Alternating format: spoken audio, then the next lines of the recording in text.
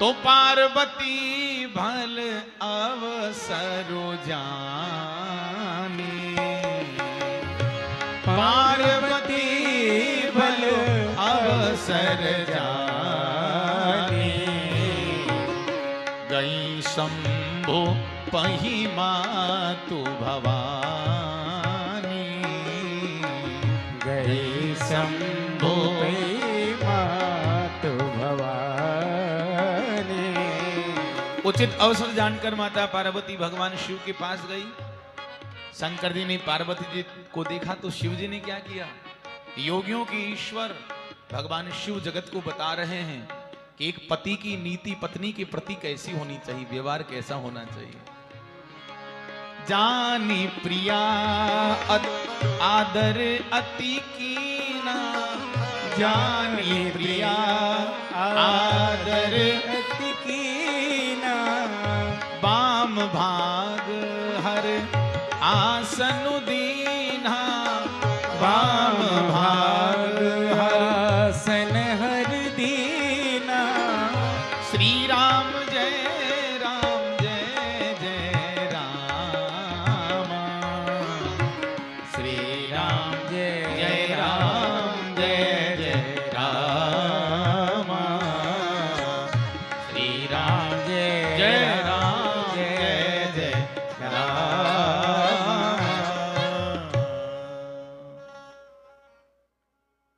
अपनी प्रिया जानकर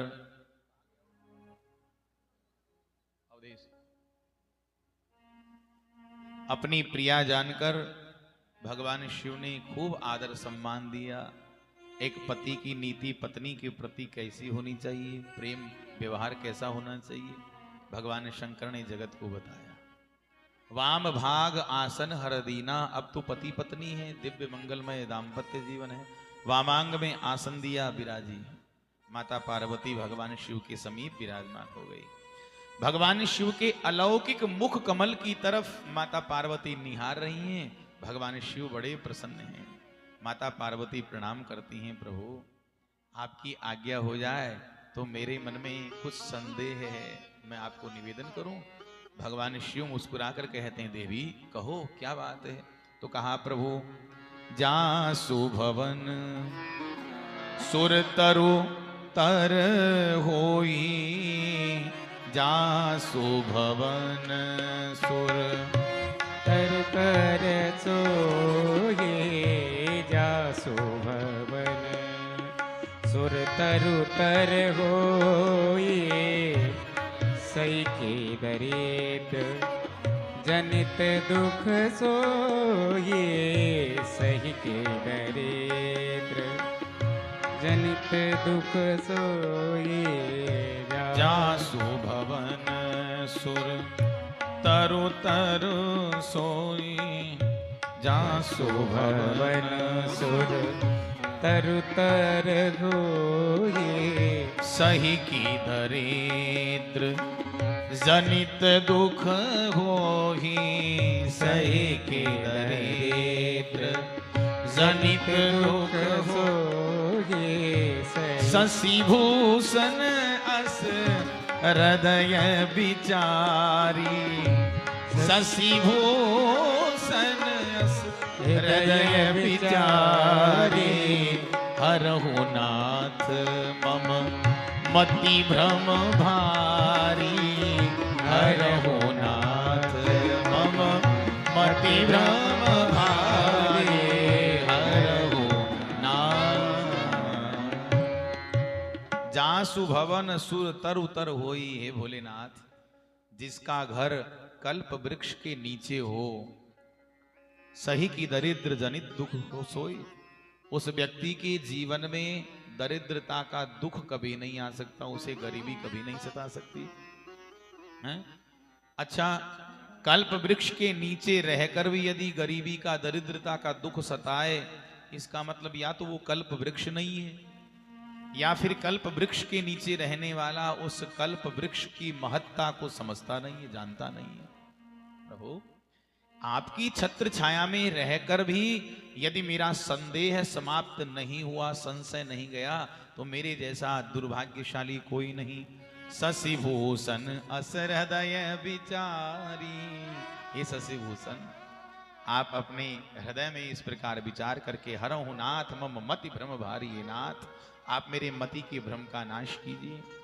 भगवान शंकर कहते हैं मुस्कुराकर, देवी बात क्या है तुम ये तो बताओ। कहा प्रभु, पहले मैं पूर्वाग्रह से प्रश्न करती थी, अहंकार वृत्ति से। पहले मैं आपसे विवाद करती थी, पर अब मैं आपसे संवाद करना चाहती हूं। एक जन्म बीत गया है, खूब तप किया है आपको पाने के लिए, तब आपकी प्राप्ति हुई है। अब मैं आपसे संवाद करना चाहती हूं। देवी बताओ बात। तब कहा प्रभु, आपने कहा कि ब्रह्म रघुवंश में धरती पर राजकुमार के लिए रूप में अवतार लेकर आए।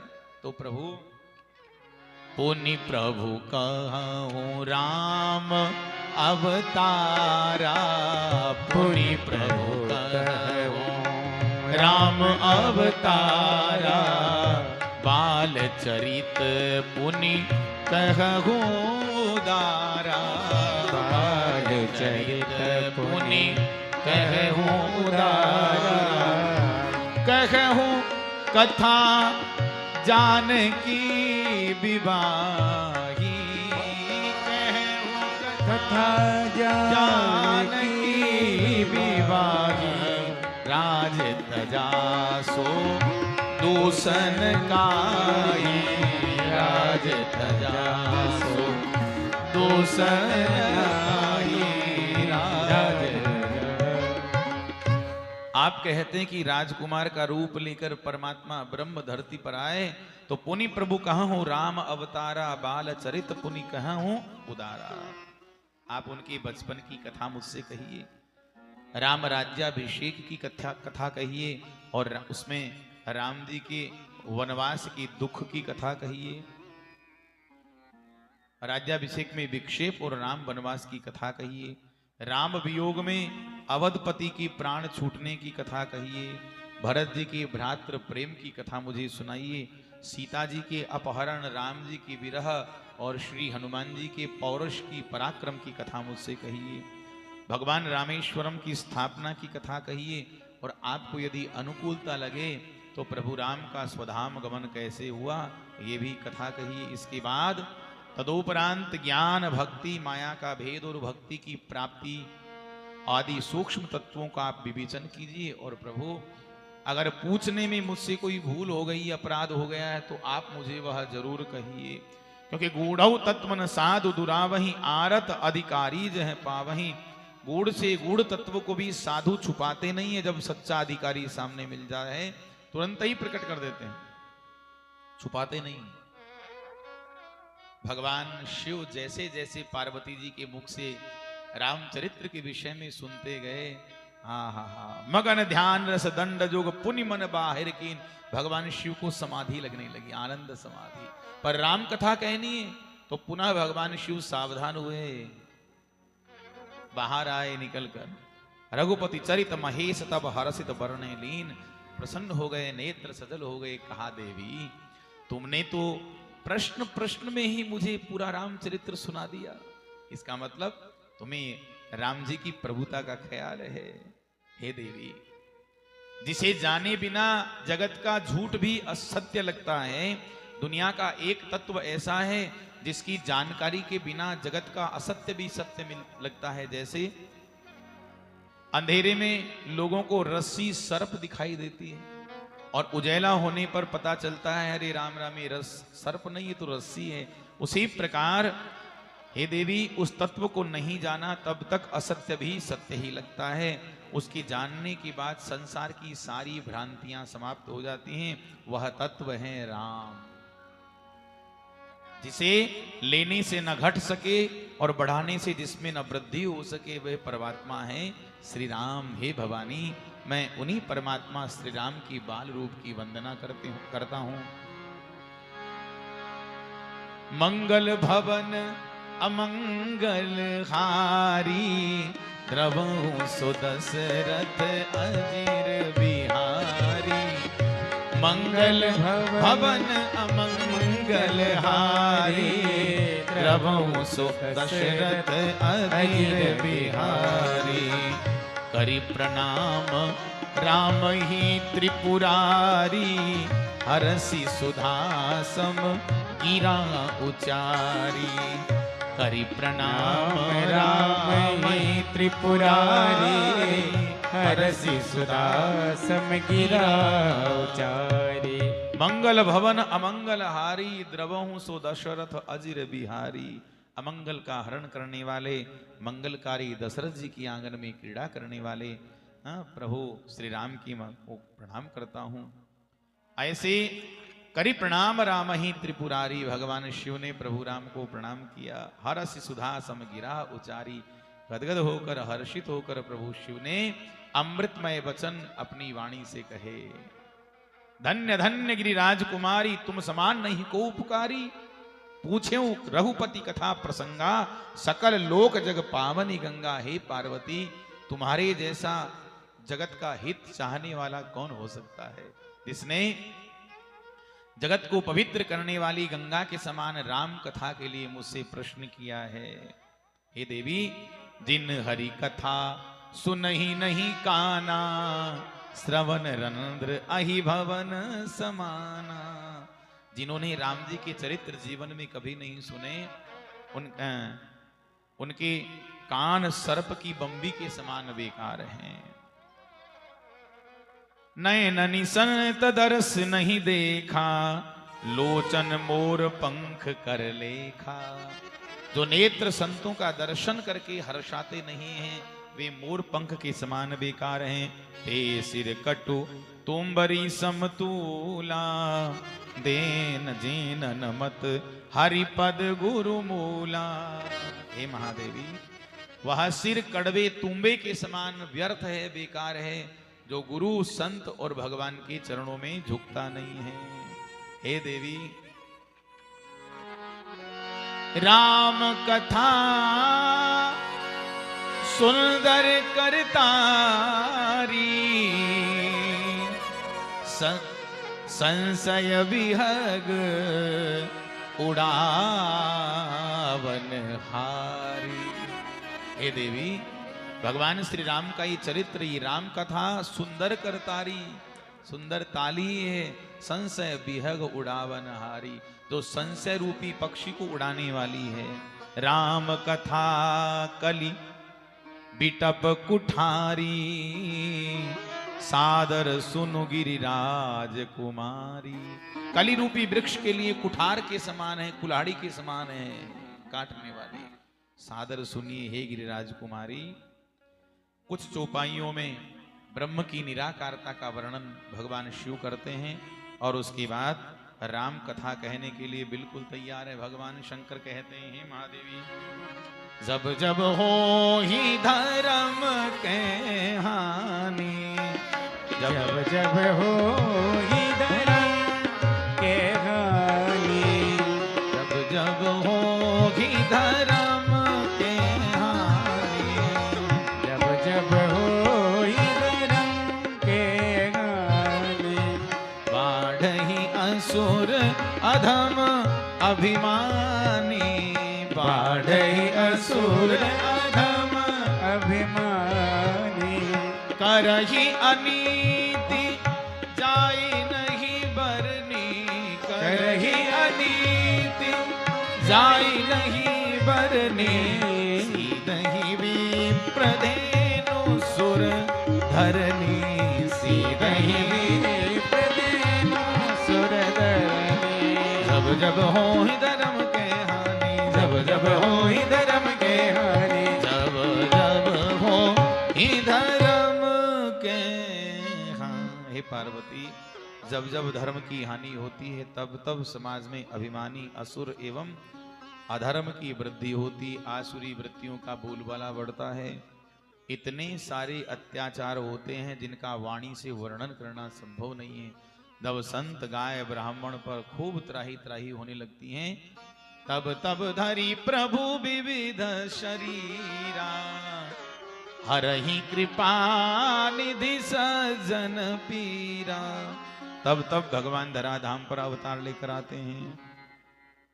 निज इच्छा निर्मित तनु, अपनी इच्छा से जिस समय जैसा स्वरूप चाहिए भगवान वैसा ही स्वरूप धारण करके प्रकट हो जाते हैं, सज्जनों को परित्राण प्रदान करते हैं। देवी भगवान राम रूप में धरती पर अवतरित हुए, इसकी कारण ध्यान से सुनो।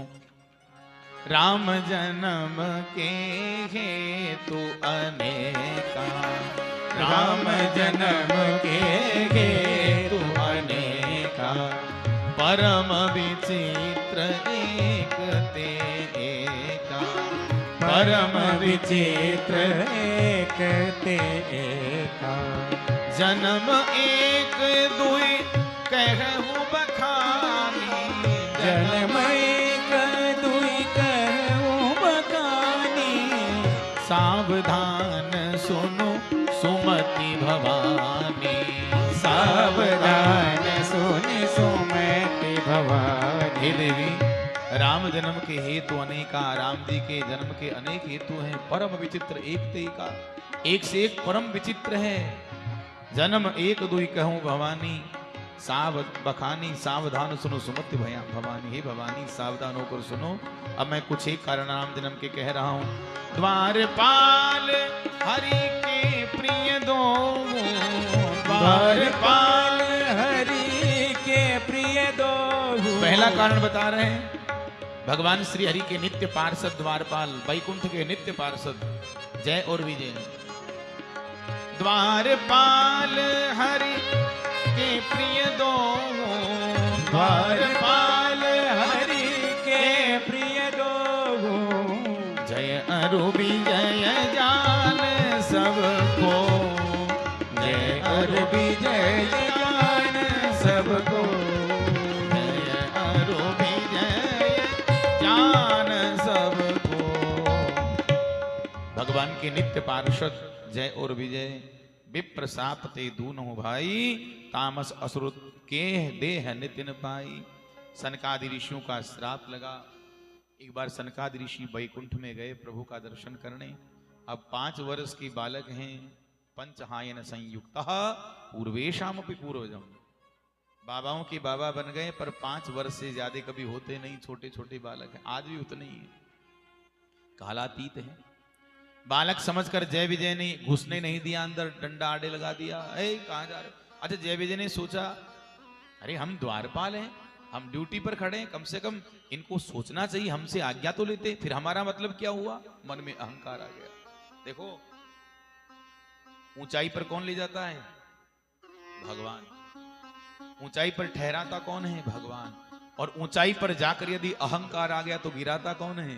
भगवान। एक ही क्षण जय विजय ने इतनी ऊंचाई पर चले गए हैं, पर इनके मन में अभी अहंकार गया नहीं। हम पार्षद हैं, अरे हमसे पूछना चाहिए भाई।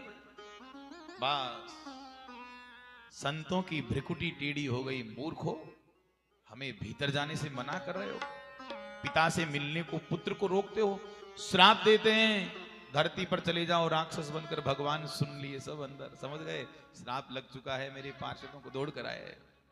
हे महात्माओं, श्राप तो दे दिया, पर इसमें कोई हेर फेर अगर हो सके। देखो, कहा प्रभु श्राप तो हमने दे दिया है, पर हमारा आशीर्वाद इतना है इनको कि अगर ये आपकी भजन सेवा करेंगे प्रेम से, तो 7 जन्म में इनका छुटकारा मिल जाएगा। 7 जन्म में छुटकारा पाकर आपके पास आ जाएंगे सेवा में। और अगर ये वैर विरोध करेंगे, आपसे लड़ाई झगड़ा करेंगे, बैर भाव रखेंगे, तो 3 जन्म में इनकी छुट्टी हो जाएगी। आशीर्वाद देकर चले गए। सनकादिकों ने सोचा 7 जन्म तक सेवा पूजा करके इतना लंबा समय निकालने से अच्छा है कि बैर विरोध, लड़ाई झगड़ा, दंगा फसाद करके 3 ही जन्म में छुट्टी पा जाए। हे देवी, ये दोनों पार्षद जय विजय श्राप के कारण सत्य युग में हिरण्याक्ष हिरण्याकश्यपु बने। एक को मारने के लिए भगवान वराह रूप धारण किए, एक के उद्धार के लिए नरसिंह बनकर आए। द्वापर में क्रमशः दंतवक्त्र शिशुपाल बने, प्रभु कृष्ण रूप धारण करके धरती पर प्रकट हुए, इनका उद्धार किया। त्रेता युग में यही पार्षद जय विजय रावण कुंभकर्ण बन के आए और प्रभु को राम रूप में धरती पर इनके लिए आना पड़ा। एक कल्प एही विधि अवतारा, चरित पवित्र किए संसारा। एक कल्प में अवतार का कारण ये है। और एक कल्प सुर देखी दुखारे, समर जलन धरसन सब हारे। इधर याज्ञवल्क्य जी भरद्वाज जी से कहते हैं कि हे महामुने, एक बार पृथ्वी पर जालंधर नाम का बड़ा भयानक असुर हुआ, बहुत बलवान था। इसकी स्त्री जिसका नाम था वृंदा, महान पतिव्रता स्त्री थी। उसके पातिव्रत धर्म के प्रभाव से अजय बना हुआ था। परम सती असुराधिप नारी, तिहि बलता ही न जीतहि पुरारी। उस पतिव्रता स्त्री वृंदा के सतीत्व के कारण भगवान शिव भी इसे जीत नहीं सकते थे। ये शिव जी को भी परास्त करने में सक्षम था। सज्जनों, छल कर टारे उता सुब्रत प्रभु सुर कारज कीन, जब तिहि जाने उमरम तब श्राप कोप करे दीन। भगवान ने वृंदा को छल करके उसका सतीत्व भंग किया और वृंदा ने प्रभु को श्राप दिया। देखो, प्रभु ने सोचा कि जालंधर भयानक असुर है और ये धर्म का कवच, अपनी पत्नी के पातिव्रत रूप धर्म का कवच धारण करके उस धर्म के पर्दे की आड़ में अधर्म कर रहा है। और धर्म की आड़ में अगर कोई अधर्म करे, पाप करे, तो धर्म के पर्दे को फाड़कर अधर्म का नाश करना, ये भी भारतीय संस्कृति का धर्म ही कहलाता है। ये भी भारतीय धर्म ही है। भगवान ने सोचा यदि हमने जालंधर का वध नहीं किया तो ये संसार की जितनी पतिव्रता स्त्रियां हैं उन सब का सतीत्व भंग कर देगा। तो संसार भर की तमाम स्त्रियों का सतीत्व रक्षण करने के लिए भगवान ने एक सती का सतीत्व भंग करने का निर्णय लिया। बताओ भगवान ने कौन सा गलत कार्य किया? अच्छा, एक बात और है, कोई भी पतिव्रता स्त्री होगी, वो भले ही अपने पति की सेवा करती हो, पर उसका अंतिम लक्ष्य है परमात्मा की प्राप्ति, भगवान को प्राप्त करना। हाँ, तो भगवान ने सोचा कि वृंदा मेरी परम भक्त है, अब मुझे उसे दर्शन देना चाहिए, पर वो अपने पति के अतिरिक्त किसी पुरुष का दर्शन नहीं करती है, तो मुझे उसके पति ही के रूप में दर्शन देना चाहिए। तो यहां भगवान उसके पति के रूप में प्रकट हुए। ये तो पतिव्रता नारी का समर्पण भगवान ने कराया है, साधना का सूत्र संसार को बताया है। जैसे शिष्य अपने गुरु की सेवा करता है और गुरु की सेवा करते करते अंतिम लक्ष्य है भगवान की प्राप्ति।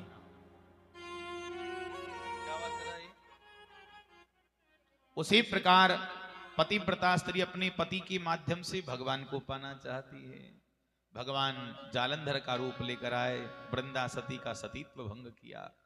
माता वृंदा को पता लगा, श्राप दिया, प्रभु आपने मेरे पति की अनुपस्थिति में मुझे छला है। अच्छा, भगवान की इच्छा है कि वृंदा मुझे श्राप दे, ऐसे वचन कहें, वरना वृंदा की क्या हिम्मत भगवान को श्राप दे दे। पर भगवान यही चाहते कि वृंदा ऐसा ही कहे।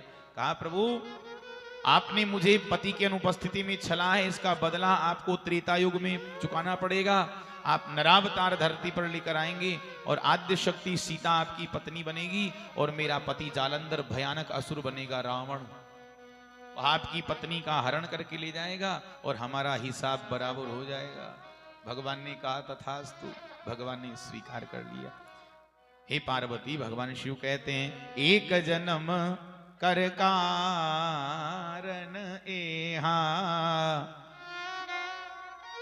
जेहि लगी राम धरी नर देहा। एक कल्प का कारण ये है जिसके कारण भगवान को नरावतार धारण करना पड़ा, नर देह धारण करनी पड़ी। तीसरा कारण बता रहे हैं, नारद साप दीन एक बारा, नारद श्राप दीन एक बारा, कल्प एक तिहि लगी अवतारा, कल्प एक तेहि लगी अवतारा। एक बार देव ऋषि नारद जी ने प्रभु को श्राप दे दिया। नारद जी के श्राप के कारण भगवान को नरावतार धारण करना पड़ा, धरती पर आना पड़ा। भोलेनाथ की बात सुनकर माता गिरिजा को बड़ा आश्चर्य हुआ। गिरिजा चकित भई सुनी बानी, गिरिजा चकित भई सुनी बानी, नारद विष्णु भगत पुनि ज्ञानी, नारद विष्णु भगत पुनि ज्ञानी, नारद विष्णु भगत पुनि ज्ञानी।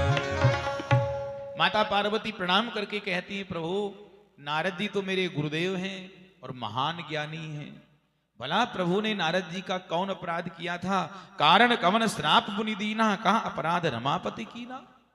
प्रभु ने मेरे गुरुदेव का क्या अपराध किया था कि श्री नारद जी ने प्रभु को श्राप दे दिया।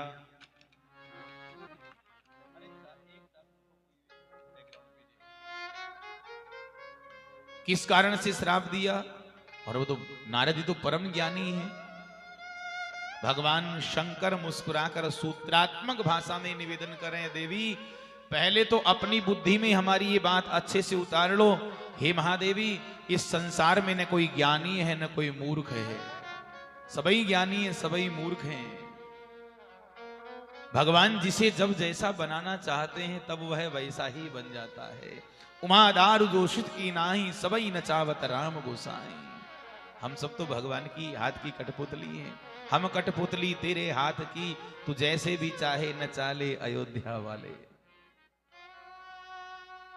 भगवान जिसे जब जैसा बनाना चाहते हैं, कब ज्ञानी मूर्ख बन जाए, कब मूर्ख ज्ञानी बन जाए, कब शस्त्र चलाने वाला शास्त्र लिखने लग जाए, और कब हजारों वर्षों तक तप करने वाले विश्वामित्र जी जैसे महाज्ञानी मेनका के पीछे भागते नजर आए।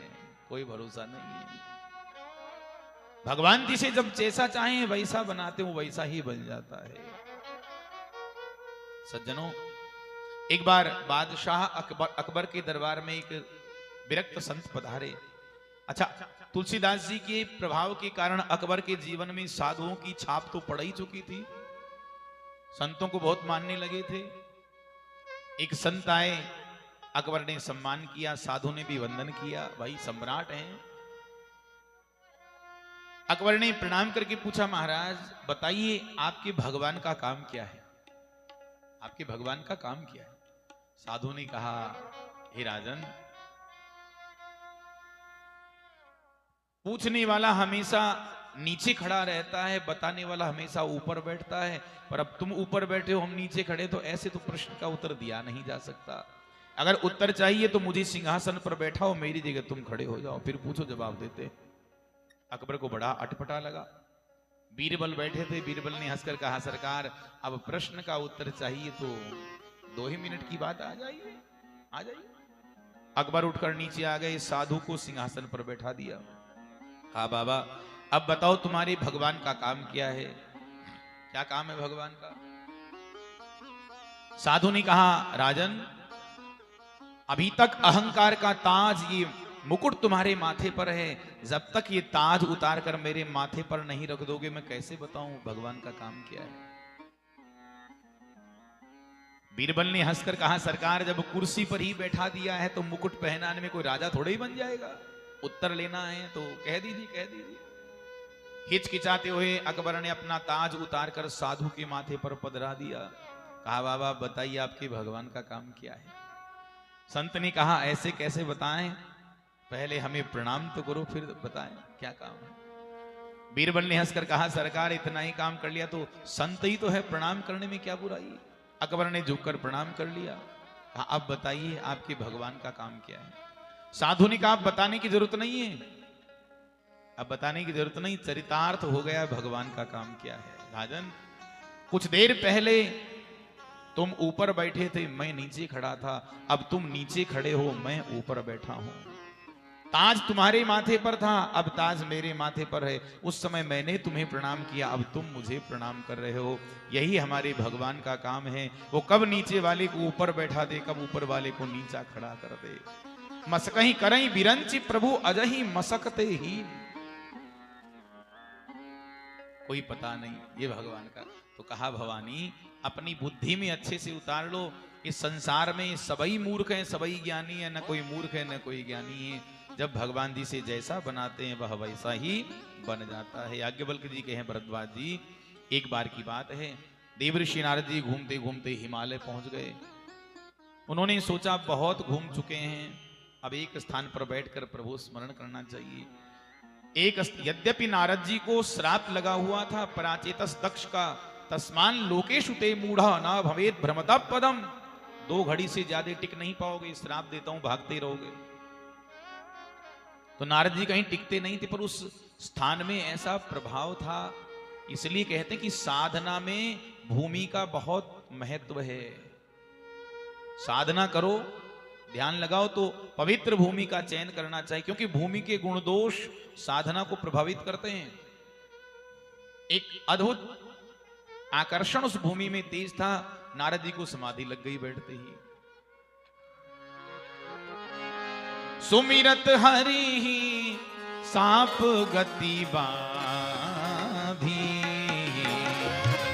सुमिरत हरि साप गति बाधी, सहज विमल मन लागी समाधि, सहज विमल मन लागे समाधि। मुनि गति देखी सुरेश डराना, काम ही बोली कीन सन्माना, जे कामी लोलुप जग माही, कुटिल काक इव सबहि डराई, कुटिल काक इव सबहि डराई। नारद जी को समाधि लग गई। अच्छा देखो, धरती पर किसी को समाधि लगाते हुए जब देवताओं के राजा इंद्र देखते हैं तो सबसे ज्यादा धड़कन इंद्र की बढ़ती है। इंद्र ने सोचा कि नारद जी इंद्रासन पाने के लिए, इंद्र पदवी पाने के लिए समाधि लगाए हैं।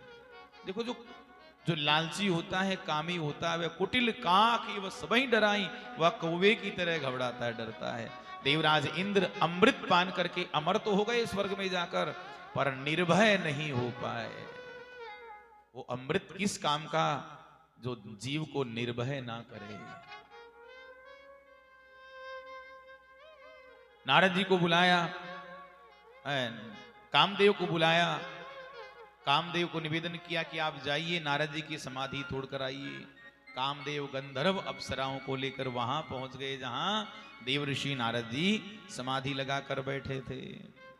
खूब प्रयास किया कामदेव ने, पर काम कला कछु मुनि ही न व्यापी, निज भय डरे मनोभव पापी। नारद जी पर अपना कोई प्रभाव कामदेव नहीं छोड़ पाए। कामदेव थक गए, गंधर्व अप्सराओं को कहा कि रुक जाओ, अब तुम्हारे वश की बात नहीं, अब हम करते हैं काम। सुंदर पुष्प का हार लिया, जाकर नारद जी के गले में डाल दिया और चरणों में गिर पड़े। हे नारद जी, धन्य है आपका तप। हे देव ऋषि, शिव जी की समाधि तोड़ने वाला ये कामदेव आज आपके चरणों में पड़ा है। इतना सुनते ही नारद जी की समाधि टूट गई। जहां कामदेव हारे वहां 3 बातें सफल हुई: पुष्प का हार, प्रशंसा के शब्द और अधिक प्रमाण। देखो, प्रणाम, अगर लोग ज्यादा प्रणाम करें सावधान होना चाहिए। ज्यादा प्रणाम कर रहा है इसका मतलब पतन होने वाला है। हाँ, गले में माला पड़े, ज्यादा कोई माला पहनाए तो भी सावधान रहना चाहिए, क्योंकि सावधानी हटी दुर्घटना घटी। और लोग प्रशंसा के प्रमाण पत्र देने लग जाएं ज्यादा, अरे भैया गजब कर दिया तुम तो, क्या बात है, तुम्हारी जैसा तो है ही नहीं कोई संसार में। ज्यादा प्रशंसा होने लगे तो समझ जाओ पतन होने वाला, क्योंकि जिसका पतन होने वाला होता है उसकी ज्यादा प्रशंसा होती है। ज्यादा प्रशंसा करेंगे तो बड़ी बड़ी मूर्तियां डोलने लग जाएंगी। ध्यान से सुने, एक शिल्पी था, मूर्ति बनाने वाला, बहुत जोरदार कारीगर था। एक बार एक संत आए, साधु ने कहा कि देखो अगले महीने इसी समय इस दिन इस तारीख को तुम्हारी मृत्यु होने वाली है। अब कोई मृत्यु की तारीख दे दे फिर सोचो क्या हाल होगा। बेचारा कांटे की तरह सूखने लगा, खाना पीना सब बंद। किसी ने पूछा हुआ क्या, सारी कहानी कह सुनाया। सामने वाला बुद्धिमान था, उसने कहा एक काम करो, तुम तो बहुत जोरदार कारीगर हो, शिल्पी हो, ऐसा करो अपनी जैसी नकली 8 मूर्तियां बनाओ, हूबहू अपनी जैसी। और जो साधु ने समय बताया है, मृत्यु का समय नजदीक आए, 4 अपने इधर खड़े कर लेना, 4 इधर खड़े कर लेना, खुद बीच में खड़े हो जाना। यमदूत आएंगे और नहीं पहचानेंगे, किसी नकली को स्पर्श कर दिया, समय चूक गया, उसके बाद तुम्हारा बाल भी बाका नहीं हुआ। शिल्पी ने अपनी हूबहू 8 मूर्तियां बनाई, 4 दाएं खड़ा कर दिया, 4 बाएं खड़ा कर दिया और स्वयं बीच में खड़ा हो गया। समय पर यमदूत आए। अब यमदूत घूम घूम कर देख रहे हैं, हे भगवान यहां तो एक जैसे 9 आदमी खड़े हैं, अब इनमें से किसको लेकर जाएं, किसको छोड़कर जाएं। भागे यमलोक में वापस, सरकार सरकार गजब हो गया, क्या हुआ? अरे बोले वहां तो एक साथ 9 खड़े हैं, एक जैसे शकल के। यमराज को बड़ा आश्चर्य हो, ये कैसे हो सकता, एक ही घर में? बोले अरे सरकार एक ही घर में नहीं, एक ही स्थान पर एक जगह खड़े। यमराज आए, यमराज ने देखा तो यमराज को भी परम आश्चर्य हुआ, ये कैसे हो सकता है। ब्रह्मा जी को याद किया, ब्रह्मा जी प्रकट हुए, क्या हुआ? अरे बोले महाराज क्या हुए, क्या समस्या कर देते हो आप बार बार, ये एक शकल के एक घर में पैदा कर दिए 9, अब बताइए किसको लेकर जाएं, किसको? ब्रह्मा जी ने कहा चित्रगुप्त को, देखो देखो। चित्रगुप्त ने कहा सरकार ऐसा तो कोई हिसाब किताब है ही नहीं। अरे ब्रह्मा जी ने कहा हमने तो बनाए नहीं एक साथ 9 ऐसे, ये कहां से आ गए? समझ में नहीं आ रहा है। सबने भगवान नारायण को याद किया, भगवान प्रकट हो गए। भगवान एक नजर में पहचान गए कि इनमें से एक असली है और 8 नकली है। इसका मतलब ये किसी शिल्पी का घर है, मूर्ति वाले का। एक असली है पर 8 पर इनमें से असली कौन है, नकली कौन है, ये निर्णय करना बड़ा कठिन है। भगवान तो बड़े कौतुकी हैं। भगवान मूर्तियों की परिक्रमा करने लगे और हंसकर जोर जोर से गुणानुवाद गाने लगे, प्रशंसा करने लगे। ब्रह्मा जी देखिए, आप सृष्टि करता हैं और मैं आपको बनाने वाला हूं। आप जगत को बनाते हैं, मैं आपको बनाता हूं, पर ये शिल्पकार धन्य है, इसने तो आपको और मुझे दोनों को पीछे छोड़ दिया, हमारे से भी जोरदार कारीगर है। हे ब्रह्मा जी, अगर ये आज सामने होता तो मैं इसके चरणों में गिरकर इसको धन्यवाद देता, चरण स्पर्श करके पुरस्कार देता। इतना सुनते ही शिल्पी बोल पड़ा, मैं। यमराज ने कहा जाओ। तो प्रशंसा करेंगे तो बड़ी बड़ी मूर्तियां डोलने लग जाएंगी। सज्जनों, नारद जी ने जब कामदेव ने प्रणाम किया तो नारद जी ने क्रोध नहीं किया कामदेव पर, कामदेव को सहलाया, प्रशंसा की, धन्य हो। भयउ न नारद मन कछु रोसा, कहीं प्रिय बचन काम परितोषा। नारद जी ने सोचा कि मैं तो शिव जी से भी आगे निकल गया हूं। अरे कामदेव ने शिव जी का समाधि तोड़ी और नाकाम है कामदेव जो मेरी समाधि भंग कर सके, मैं तो शिव जी से आगे। यही नारद जी ने सबसे बड़ी भूल की जीवन की। देखो, शिव जी ने कामदेव पर क्रोध किया, बहुत अच्छा किया, क्योंकि दुर्गुण पर क्रोध ही किया जाता है, दुर्गुण को सहलाया नहीं जाता है। शिव जी के द्वारा काम निर्मूल हुआ था, पर नारद जी के द्वारा काम पराजित हुआ था। याद रखना, पराजित हुआ दुर्गुण कब आक्रमण कर दे भयानक बनकर, कोई भरोसा नहीं है। इसलिए भगवान से प्रार्थना यही करें कि हे प्रभु, हमारे जीवन से दुर्गुण समूल नष्ट हो जाए, समाप्त हो जाए, दबे नहीं, क्योंकि दबा हुआ दुर्गुण कभी भी आक्रमण कर सकता है। अब नारद जी जहां भी जाएं, नारद जी का खूब सम्मान हो। देवताओं के यहाँ देवराज इंद्र ने स्वागत सभा का आयोजन किया। नारद जी के मन में और अहंकार बढ़ गया। सज्जनों, अहंकार, नारद जी ने कामदेव को हराया और अहंकार ने नारद जी को हराया। साधना करके भी यदि अहंकार प्राप्त हो तो समझ जाओ हमारी साधना की नींव कच्ची है, हमारी साधना अधूरी है। नारद जी कैलाश में चले गए, भगवान ने स्वागत किया। भोलेनाथ, अरे आइए आइए नारद जी, कहाँ रहते भाई, दिखते नहीं। कहा सरकार आजकल समय ही नहीं है। अच्छा, ऐसा क्या काम कर रहे हो, कोई विशेष काम? अरे बोले सरकार, मैंने हिमालय में की गुफा में बैठकर अखंड साधना की, कामदेव को मेरे चरणों में आकर मस्तक झुकाना पड़ा, माला पहनाई, आपकी समाधि कामदेव ने तोड़ी भोलेनाथ, पर नाकाम है वह कामदेव जो मेरी समाधि तोड़ सके। भगवान शंकर मन ही मन से गजब हो गया। हमने तो सोचा था संत आए हैं राम कथा कहेंगे, ये तो काम कथा चालू कर दिए। शंकर बाबा हंसकर बोले, क्यों ना हो नारद जी, हम ठहरे बाल बच्चे वाले, घर गृहस्थी वाले, हमारे जैसों को काम परेशान कर सकता है, सता सकता है। आप तो बाल ब्रह्मचारी संत हैं, आपका भला कामदेव क्या बिगाड़ सकता है? पर सुनिए, जो काम चरित्र आप मुझे सुना रहे हैं और किसी को मत सुनाना, और विशेषकर भगवान विष्णु को तो बिल्कुल मत सुनाना। वो आपकी कितना हो प्रशंसा करें, पर आप उनकी बात काट देना, आप उनको काम चरित्र मत कहना। याज्ञवल्क्य जी कहते हैं, शंभुदीन उपदेश हित नहीं नारद ही सुहान, भरद्वाज कौतुक सुनहु हरि इच्छा बलवान। हे भरद्वाज जी, भगवान की इच्छा देखिए।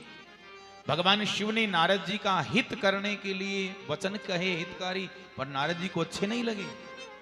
नारद जी ने सोचा कि भगवान विष्णु मेरी प्रशंसा करें, लगता है भोलेनाथ को ये अच्छा नहीं लगता। अरे जब प्रशंसनीय कार्य किया है तो प्रशंसा तो होगी होगी। नारद जी वहां से प्रस्थान करते हैं और एक बार कर तल बर बीना, एक बार कर तल बर बीना, गावत हरि गुण गान प्रवीणा, गावत हरि गुण गान प्रवीणा।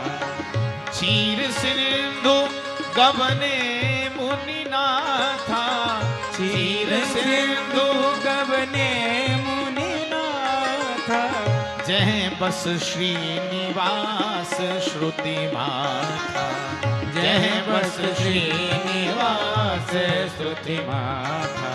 एक बार कर तलवर बीना, एक बार कर तलवर बीना, एक बार कर तलवर बीना। हरिगुण में, हरिगुण गान में प्रवीण देव ऋषि नारद जी एक बार वीणा बजाते हुए भगवान का नाम संकीर्तन करते हुए क्षीर सिंधु पहुंच गए। क्षीर सिंधु गवने मुनिनाथा। और भगवान श्री हरि ने नारद जी को देखते ही प्रसन्न होकर स्वागत किया, आइए आइए नारद जी, आजकल तो भाई आपके दर्शन होते ही नहीं है, क्या बात है? नारद जी ने कहा, सरकार अब तक हमारे पास समय ही कहाँ था। अच्छा, क्या कोई महत्वपूर्ण कार्य कर रहे थे? बोले सरकार साधना कर रहा था। अच्छा, कहाँ कर रहे थे? बोले प्रभु हिमालय में बैठकर मैंने साधना की, और काम चरित नारद सब भाखे, यद्यपि प्रथम बरजी शिव राखे। यद्यपि भगवान शिव ने मना किया था काम चरित्र कहने के लिए नारद जी को, पर नारद जी ने पूरा काम चरित्र भगवान नारायण को कह डाला। भगवान श्री हरि मन ही मन मुस्कुराते हैं, गजब हो गया। ध्यान हमारा करता था ये नारद, हमारे प्रभाव से इसने कामदेव को परास्त किया, जीता, और हमारे सामने डींग हाँक रहा है, अपनी प्रशंसा कर रहा है। भगवान हंसकर बोले, हाँ हाँ नारद जी क्यों ना हो, अरे आप ब्रह्मचारी संत हैं, संयमी हैं, कामदेव आपका भला क्या बिगाड़ सकता है? हे नारद जी, आप तो क्या, अगर हिमालय की गुफा में बैठकर कोई नारद नारद नारद नारद आपका नाम भी जपने लग जाए, वो भी कामदेव को परास्त कर सकता है, काम को जीत सकता है। नारद जी हंसकर कहते हैं, बस बस सरकार, ये तो आपकी कृपा है, हम तो निमित्त मात्र हैं। ये मानव का स्वभाव है। देखो, हम कोई बड़ा कार्य करते हैं, महान कार्य करते हैं, तो लोग कहते हैं कि वाह भैया गजब कर दिया, क्या बात है, तुम तो एक नंबर के बड़े। हम क्या कहेंगे, क्या कहेंगे हम? अरे नहीं नहीं, हम तो केवल निमित्त हैं भाई, करने वाले तो ठाकुर जी, हम क्या कर सकते हैं। अच्छा, मन में हम बाहर से ये कह रहे हैं, पर हमारे मन में एक इच्छा होती है कि ये सामने वाला 10-5 मिनट हमारे लिए और बोलता जाए, ऐसे ही बोलता रहे, हमारी बड़ाई कर, मन में इच्छा होती। और बाहर से कहते नहीं नहीं, हम तो निमित्त हैं, करने वाले ठाकुर जी, हम क्या हैं। तो नारद जी भी कहते हैं कि प्रभु नारद कहेऊ सहित अभिमाना, कृपा तुम्हारी सकल भगवान। प्रभु आपकी कृपा है, हम तो निमित्त हैं, भगवान समझ गए। भक्त के हृदय में विषांकुर प्रकट हो गया है, और अगर मैंने इसे निर्मूल नहीं किया तो ये विशाल वृक्ष के रूप में प्रकट हो जाएगा और मेरे भक्त का अकल्याण होगा। भक्त की बीमारी समाप्त करना मेरा धर्म है, क्योंकि करें सदा तिनकी रखवारी, जिमी बालक राख्यों महतारी। सज्जनों, भगवान अपने भक्त की रक्षा मां की तरह करते हैं। जैसे मां अपने बालक की रक्षा करते हैं, भगवान भी अपने भक्त की रक्षा करते हैं। भगवान ने सोचा, मुनि कर हित मम कौतुक होई, अवसि उपाय करबे मैं सोई। मैं कोई ऐसी लीला करूं कि भक्त का कल्याण हो जाए और मुझे कौतुक हो। प्रभु का स्वभाव है कौतुक करना। तो प्रभु ने क्या, सीताराम बात नहीं करें, सीताराम रवि जी यहां चर्चा नहीं करें।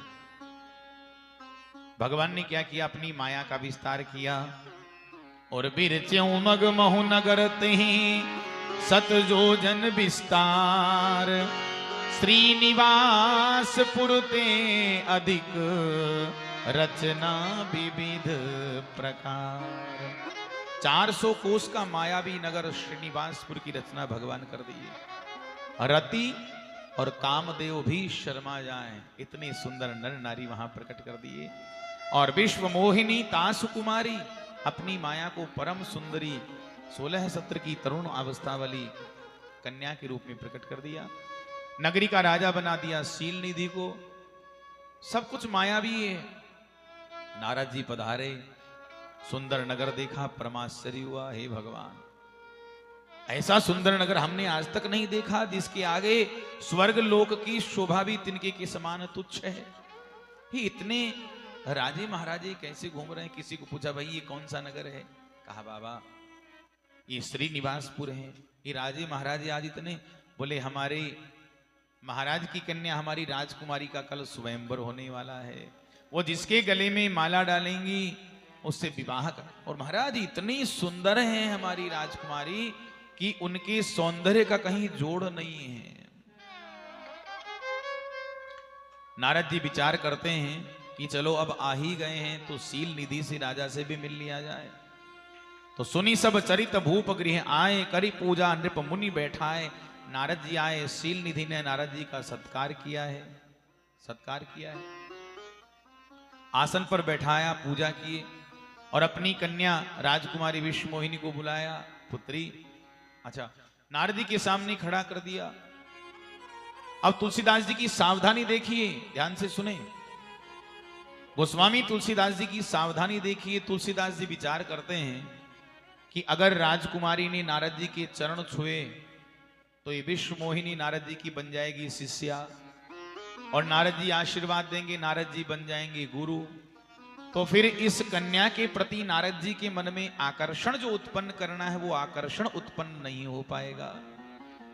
तो इस प्रकार कन्या को सामने लाया जाता है, प्रस्तुत किया जाता है, जैसे वर पक्ष के सामने कन्या पक्ष वाले जो होते हैं अपनी कन्या को दिखा, देखो देखो ये हमारी बेटी है।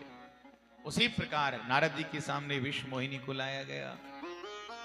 शील निधि ने कहा, नारद जी जरा मेरी कन्या का हाथ देखिए और बताइए इसके गुण दोष बखानी।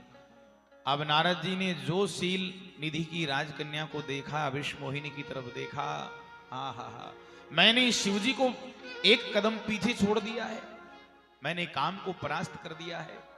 ऐसा कहने वाले नारद जी एक नजर में मोहित हो गए, टकटकी लगाकर देख रहे हैं।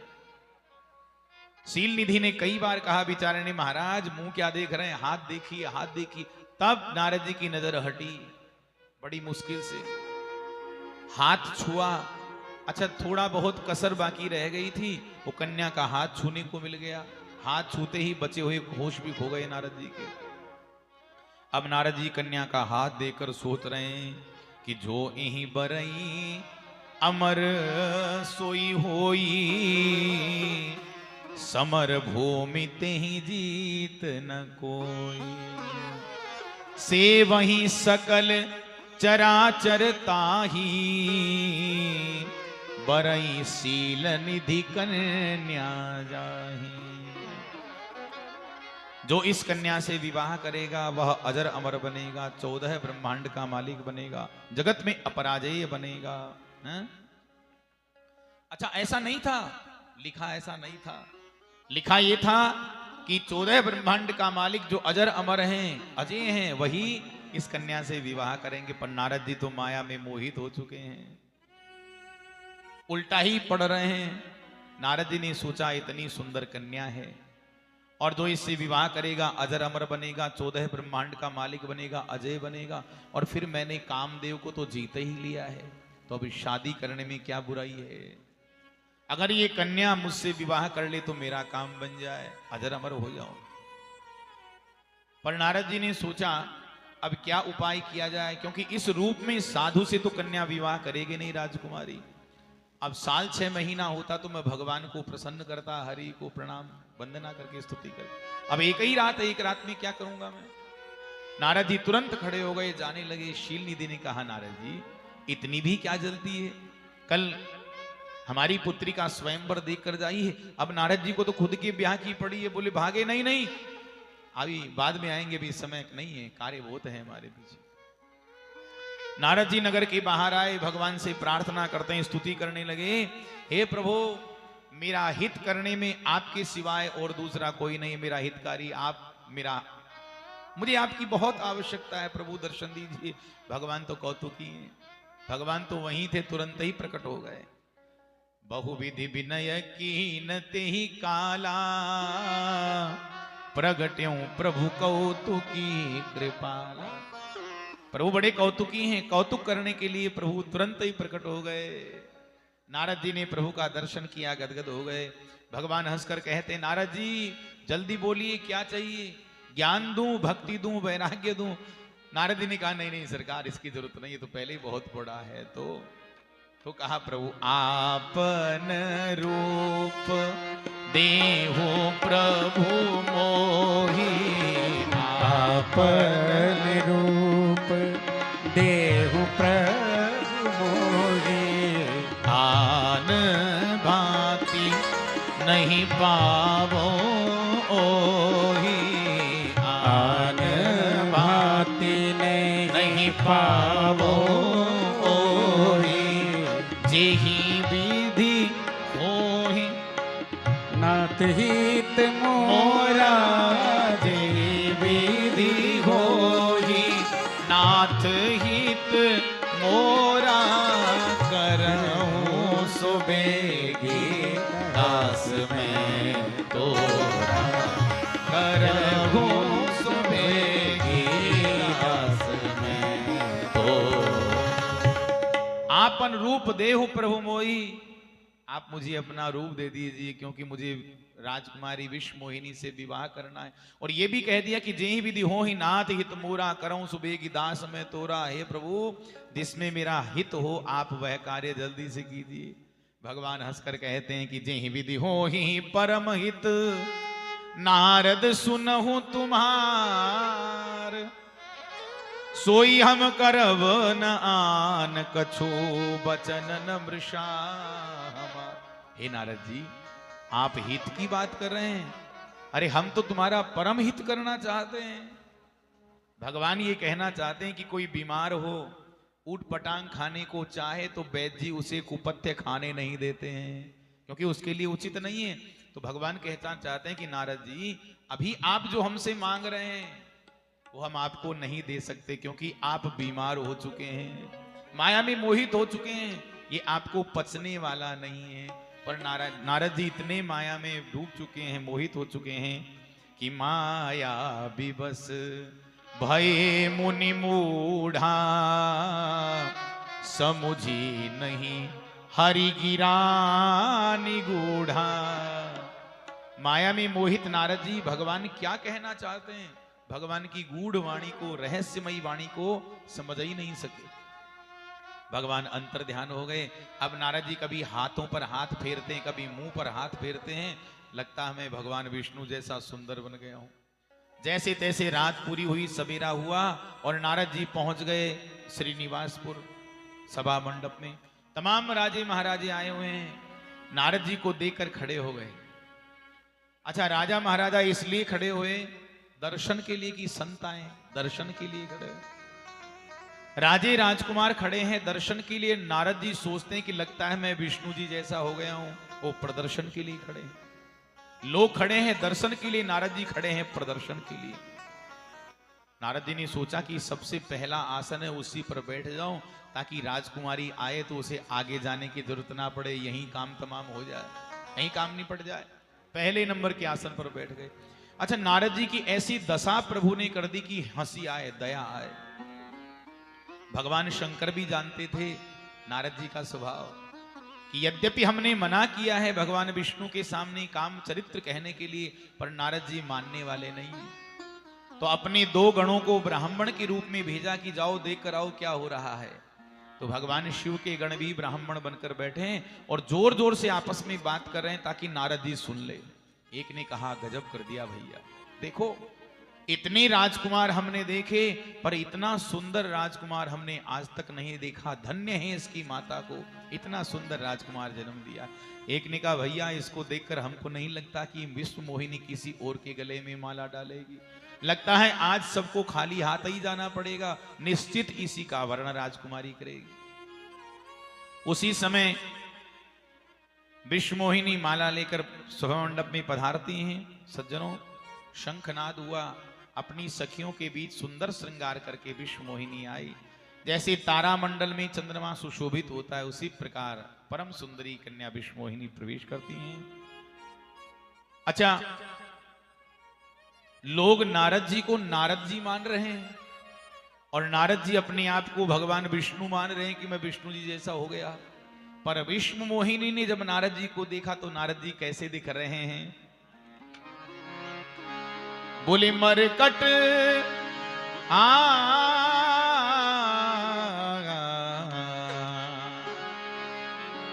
मरकट बदन भयंकर देहि, मरकट बदन भयंकर देहि, मरकट बदन भयंकर देहि, मरकट बदन भयंकर देहि, देखत हृदय क्रोध भाते, देखत हृदय क्रोध भाते, मरकट बदन भयंकर देहि, मरकट बदन भयंकर देहि, मरकट बदन भयंकर दे। विश्व मोहिनी ने नारद जी को देखा तो नारद जी कैसे दिखे?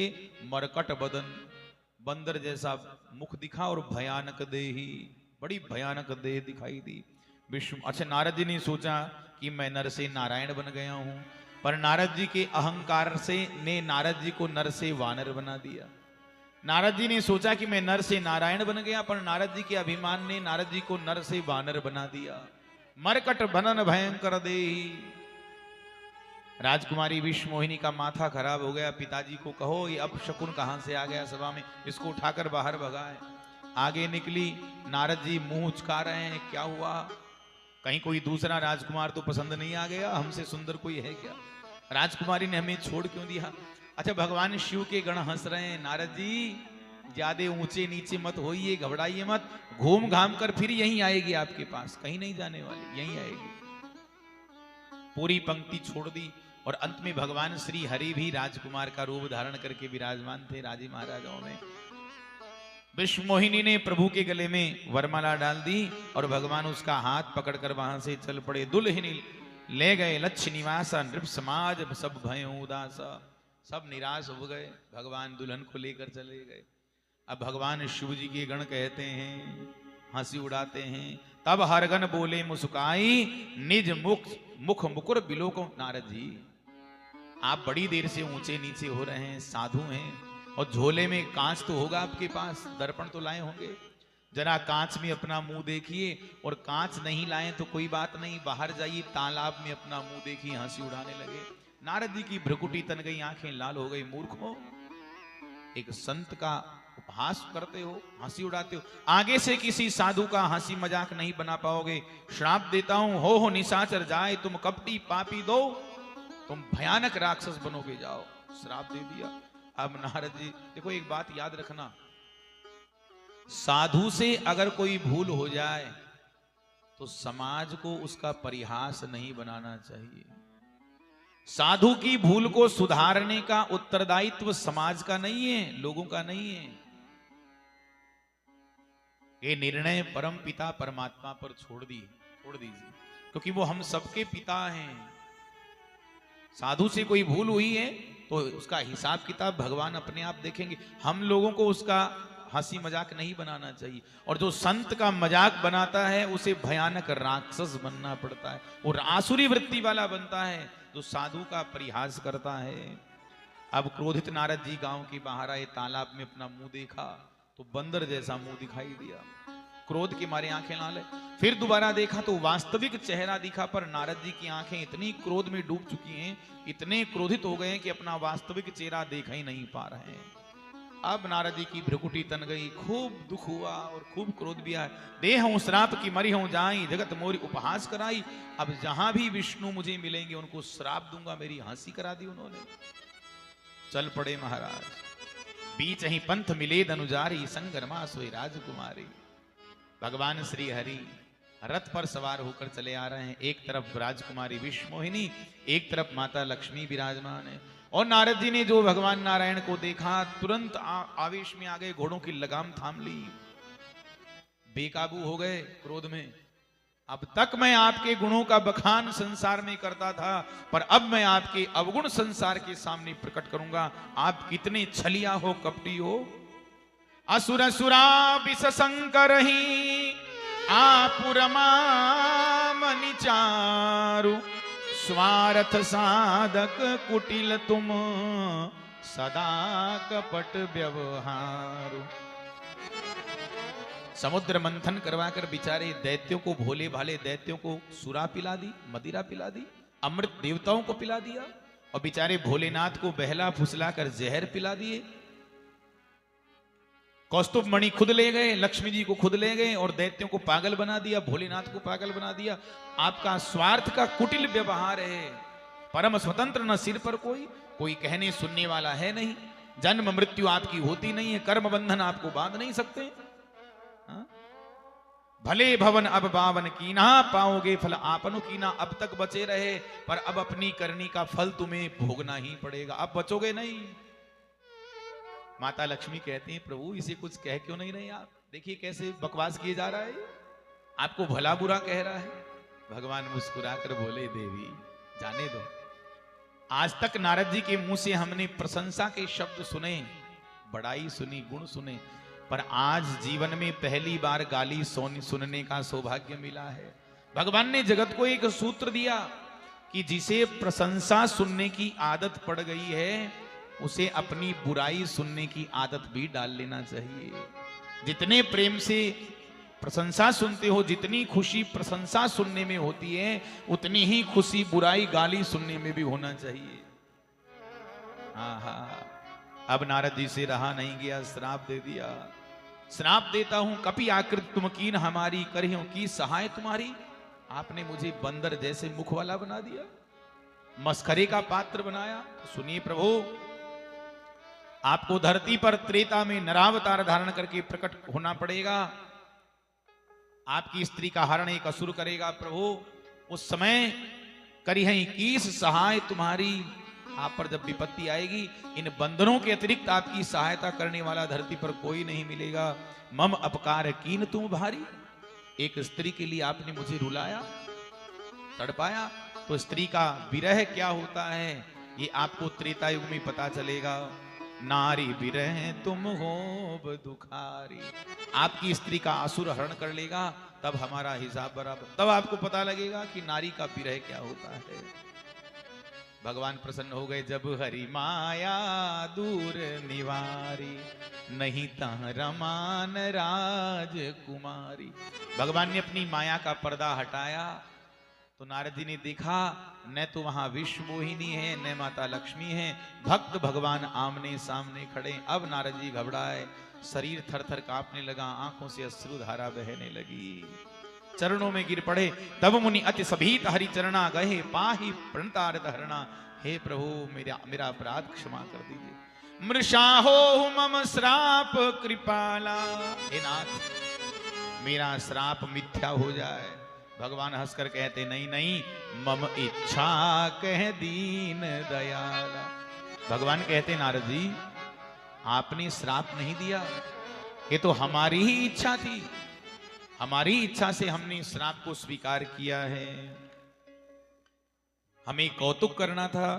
कहा सरकार आपको तो कौतुक करना था, आपके लिए तो कौतुक हो गया, पर मेरे लिए तो जीव की आफत हो गई।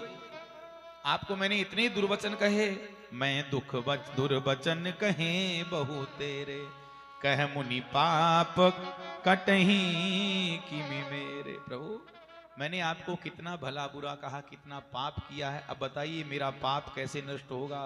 भगवान मुस्कुराकर कहते हैं कि जपहु जा ही शंकर सतनामा, जपहु जाई शंकर सतनामा, ओहि हृदय तुरत विश्रामा, होए हृदय तुरत विश्रामा। हे नारद जी आप जाइए और शिव सतनाम स्तोत्र का जाप कीजिए, आपके हृदय को विश्राम मिलेगा। कोई नहीं शिव समान प्रिय मोरे, अस परतीति तदं जनि भोरे। हे नारद जी मुझे भोलेनाथ से प्रिय कोई नहीं है, जहीं पर कृपा न करहि पुरारी, सो न पाव मुनि भगत हमारी।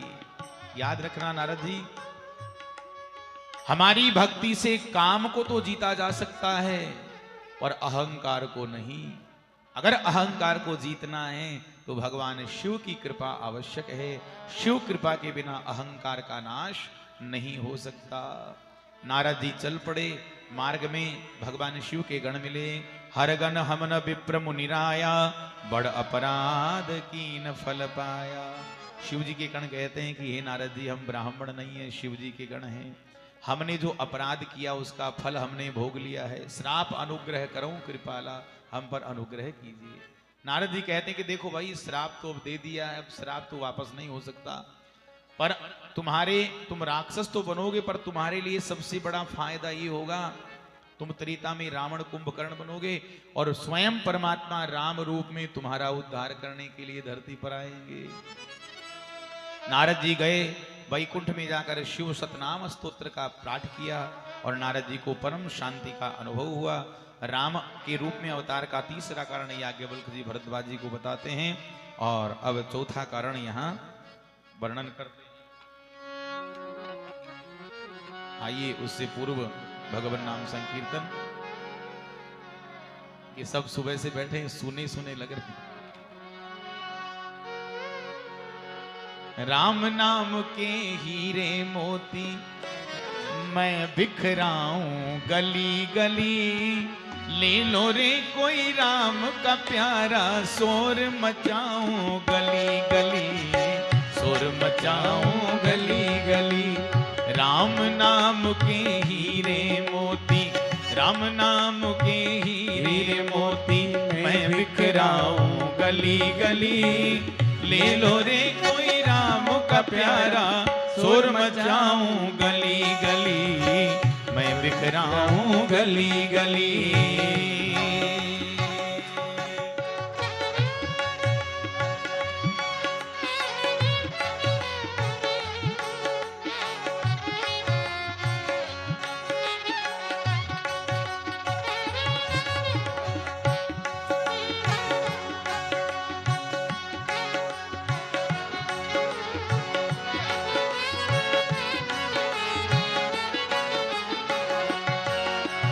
दौलत के दीवानों सुन लो, एक दिन ऐसा आएगा। दौलत के दीवानों सुन लो, एक दिन ऐसा आएगा। धन यौवन और रूप खजाना यही धरा रह जाएगा। धन्योजन और माल खजाना यही पड़ा रह जाएगा। सुंदर काया माटी होगी हो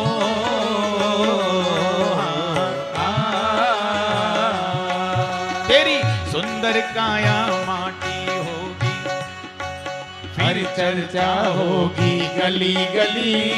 ले लो रे कोई राम का प्यारा, शोर मचाऊं गली गली, मैं बिखराऊं गली गली।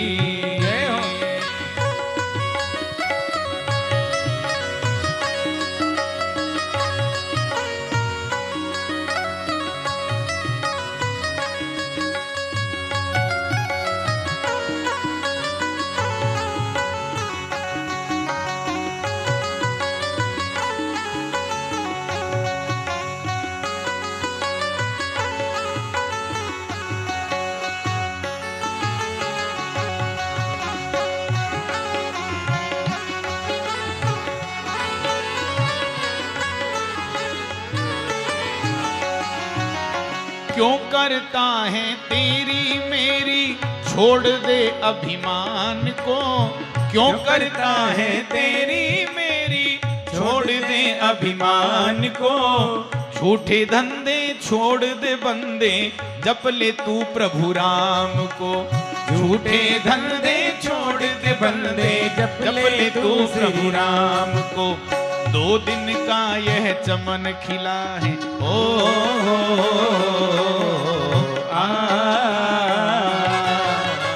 2 दिन का यह चमन खिला है, फिर मुरझाए कली कली। ले लो रे कोई राम का प्यारा, मैं बिखराऊं गली गली, शोर मचाऊं गली गली। हो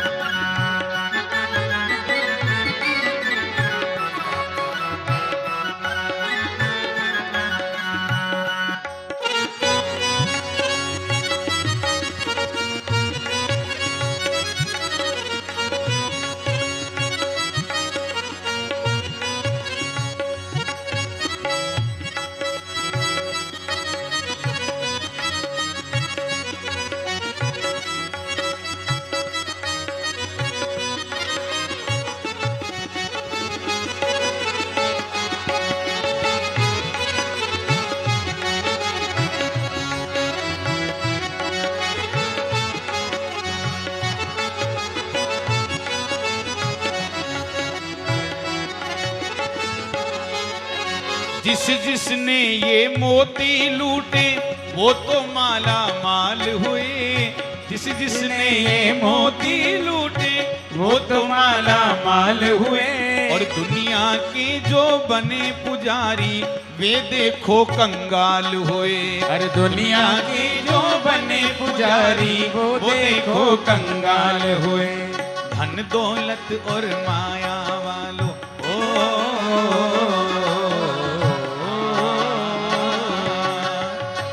दौलत और माया वालों मैं समझाऊं गली गली।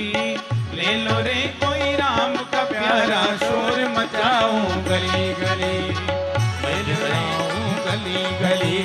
राम नाम के हीरे मोती, राम नाम के हीरे मोती, मैं बिखराऊं गली गली। ले लो रे कोई राम का प्यारा, शोर मचाऊं गली गली, शोर मचाऊं गली गली, मैं बिखराऊं गली गली, शोर मचाऊं गली गली, मैं बिखराऊं गली।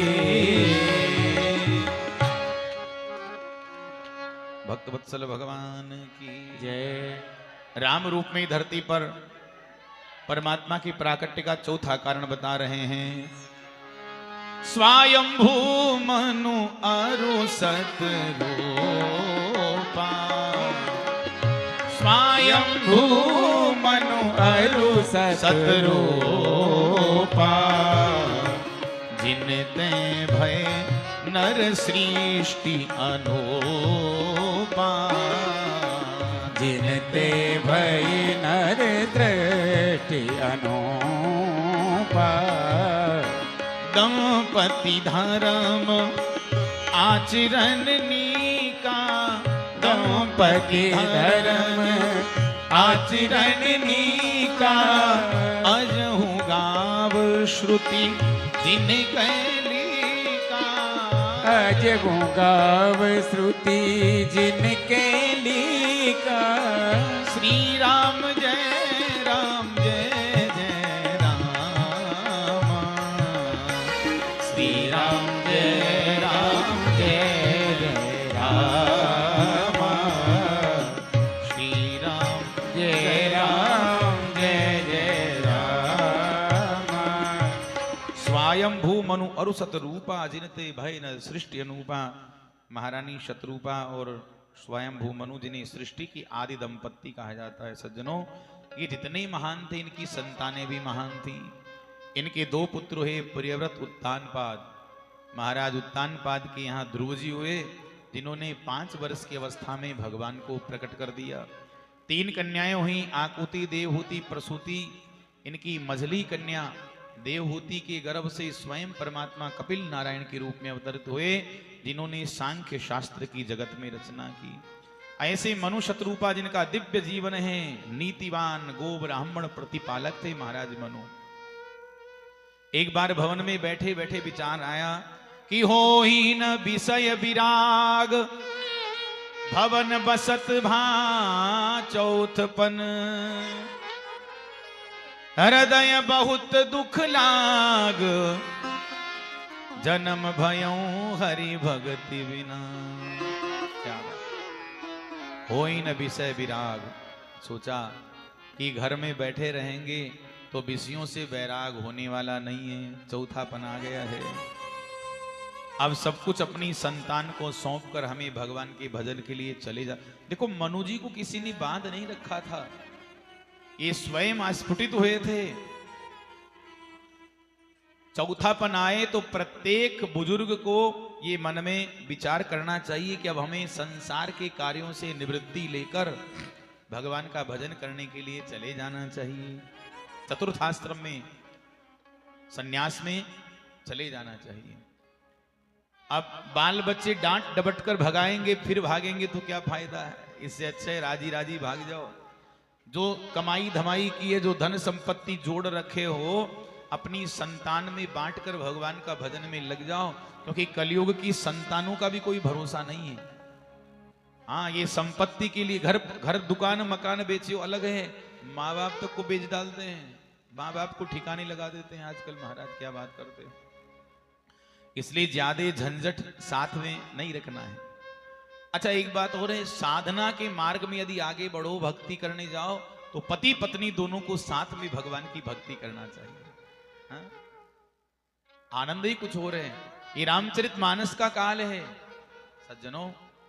आज का समय देखिए, ऐसा समय आ गया है, ऐसी पाश्चात्य संस्कृति की आंधी चली हुई है, क्या बताएं। सब संस्कार, सारे जो गुण हैं वो सब अवगुणों में बदल गए, संस्कारों में सब लुप्त हो गए हैं, स्वरूप तक भूल चुके हैं सब कुछ अपना।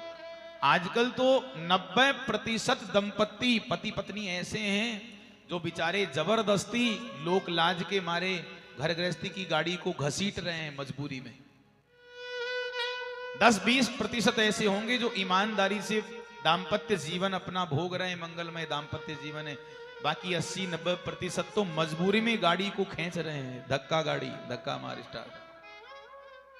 इसलिए कहते हैं कि रामचरितमानस पढ़िए, भगवान के चरित्र, ये कथाएं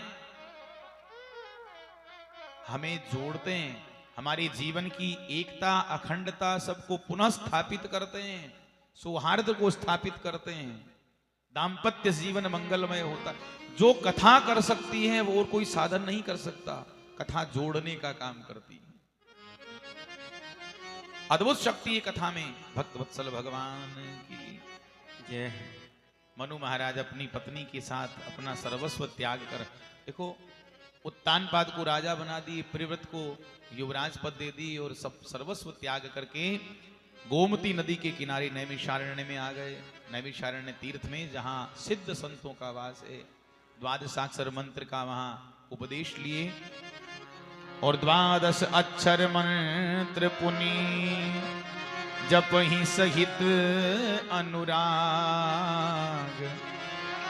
वासुदेव पद पंकरुह दंपति मन अति लाग। द्वादशाक्षर मंत्र का दीक्षा लिए और भगवान के चरणों में मन को लगा दिया। अखंड भक्ति। 6000 वर्ष तक केवल जल पीकर रहे, 7000 वर्ष केवल वायु का आहार किया, 10,000 वर्ष वायु को भी छोड़ दिया, एक पांव पर खड़े रहकर तप किया। भगवान प्रसन्न हो गए।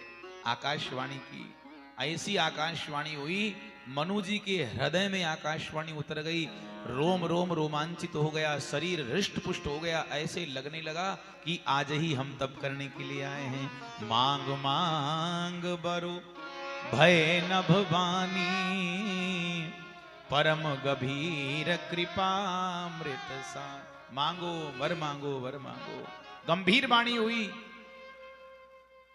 मनु जी नाचने लगे मोर की तरह, प्रसन्न हो गए, हृदय पुलकित हो गया। मांगते हैं, हे वरदान शिरोमणि, जो मैं मांगूंगा क्या आप मुझे देंगे? आकाशवाणी ने कहा, आप मांगिए तो सही। तो कहा, आप देना ही चाहते हैं तो आप राम रूप में प्रकट होकर मुझे दर्शन दीजिए। राम रूप में दर्शन की इच्छा है। यही भक्ति है सज्जनों, भक्ति से ही कहते हैं। भक्ति वह है जो परमात्मा को अपने अनुसार, इच्छानुसार रूप प्रकट करने को कहेगी। ऐसा बनकर आओ, वही भक्ति है। भक्ति वो सामर्थ्य भक्ति में जो परमात्मा को जैसा चाहे रूप प्रदान करती है। राम रूप में भगवान प्रकट हुए। नील सरोरुह नीलमणि, नील नीरधर श्याम, लाजहि तन शोभा निरखी, कोटि कोटि शतकाम। करोड़ों करोड़ों कामदेव भी शर्मिंदा हो जाए। ऐसे अनुपम रूप माधुरी की खान प्रभु श्री राम, जिनका जलधर मेघ के समान श्याम वर्ण था, आजानुबाहु शंख के समान ग्रीवा, भृगु ऋषि के चरण चिन्ह वक्षस्थल पर शोभायमान हैं। हाँ हाँ हाँ, वनमाला भगवान ने अपने वक्षस्थल पर धारण कर रखी है। त्रिवली बनी है, कमर में करधनिया, हाँ हाँ, मस्तक पर कमनीय मुकुट, मुकुट जगमगा रहा है। कानों में मकराकृत कुंडल झिलमिला रहे हैं। मकराकृत कुंडलों की दिव्य कांति से प्रभु के मुख कमल की आभा शुभा और अलौकिक प्रकट हो रही है। अच्छा, अकेले नहीं आए, अपनी नित्य सहचरी, अपनी माया, अपनी शक्ति के साथ भगवान प्रकट हुए। हाँ, वाम भाग शोभित अनुकूला, आदि शक्ति छवि निधि जगमूला। आदि शक्ति, सौंदर्य की खान, जगत की मूल आद्या प्रकृति भगवती श्री जानकी जी भी भगवान राम के वाम भाग में सुशोभित हैं। वामे भूमि सुता, राम रूप को हृदय में उतार कर गदगद हो गए। प्रभु ने कहा, वरदान मांगिए। मनु जी कहते हैं, हे मेरे नाथ, हे वरदान शिरोमणि, आप देना ही चाहते तो मेरी इच्छा पूर्ण कीजिए। अगले जन्म में मैं और महारानी शत्रुपा दोनों पति पत्नी ही बने, और आप हमारे घर पर, आपके जैसा हमें पुत्र चाहिए। चाहे तुम्हीं समान सुत प्रभु सन कवन दुराव, आपके जैसा पुत्र हमारी इच्छा है। भगवान ने कहा, तथास्तु। मनु जी नाचने लगे, रोम रोम रोमांचित हो गया। भगवान विचार करते हैं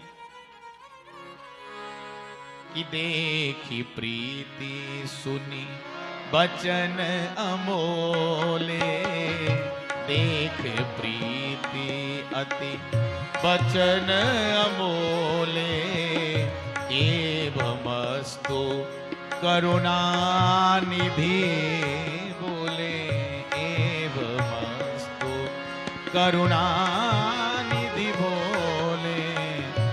आप सरिस खोजो कह जाई। भगवान ने सोचा कि मैंने प्रेम में ये तो कह दिया कि ऐसा ही होगा, पर अपनी जैसा मैं कहां खोजने जाऊंगा। आप सरिस खोजो कह जाई, नृप तब तनय होव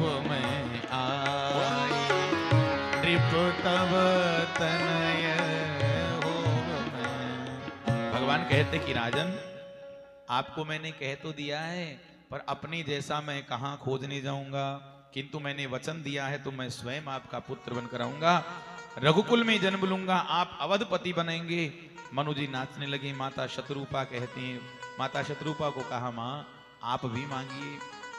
कहा, प्रभु आपने जो पुत्र बनकर आने का वचन दिया है उसे निभाएंगे। भगवान मुस्कुरा कर कहते हैं, मां मेरे वचन कभी मिथ्या नहीं होते, मांगिए।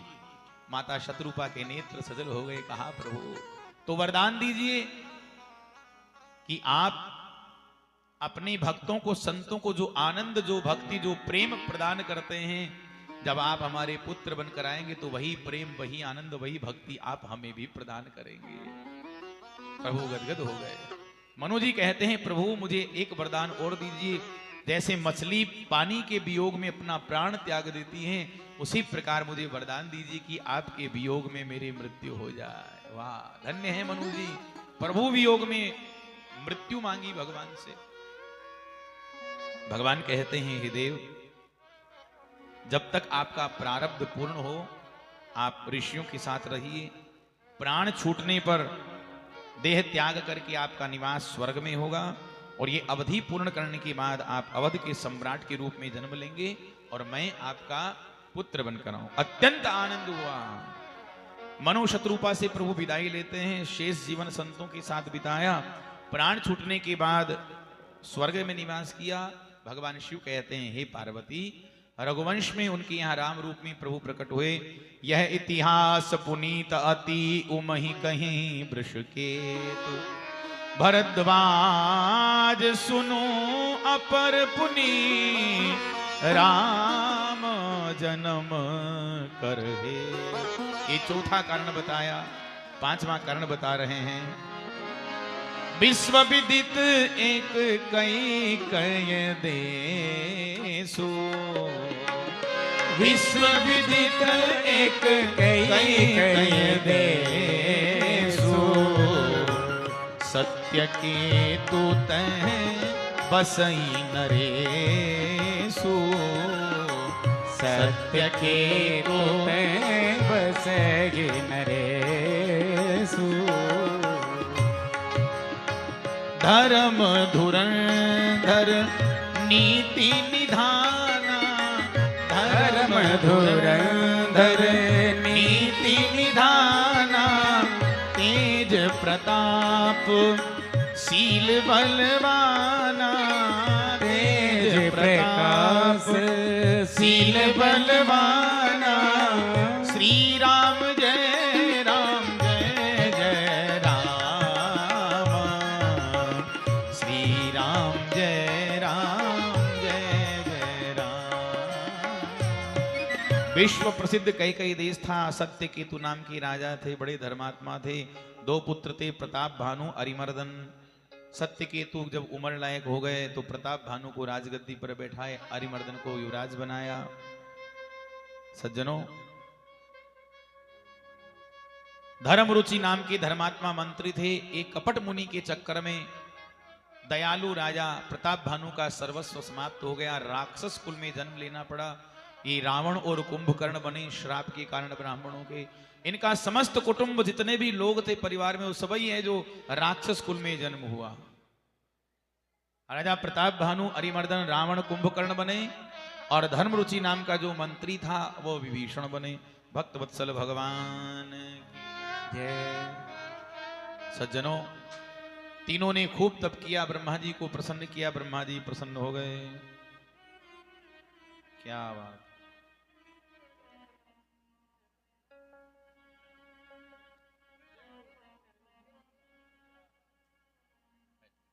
विराज।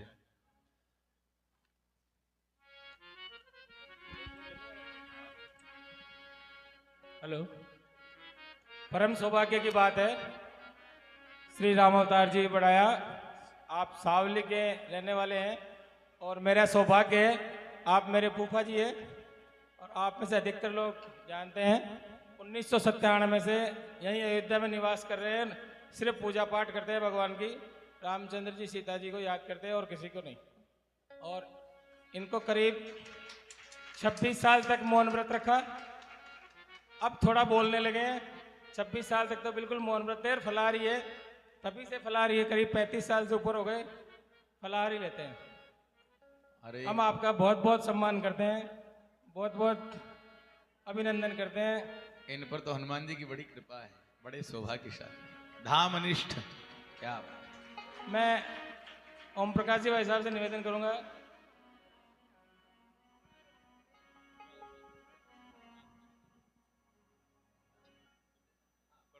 कथा चालू करता हूं आगे। ब्रह्मा जी प्रसन्न हुए, रावण ने नर और वानर के अतिरिक्त मेरी मृत्यु किसी से ना हो वरदान मांगा। कुंभकर्ण को ब्रह्मा जी ने देखा, विशाल काय देह वाला ये अहंकार का स्वरूप है, सोचा अगर ये सो जाए तो अच्छा है। सरस्वती ने बुद्धि को विकृत कर दिया और महाराज एक दिन जागता 6 महीने सोता निद्रासन मांग लिया।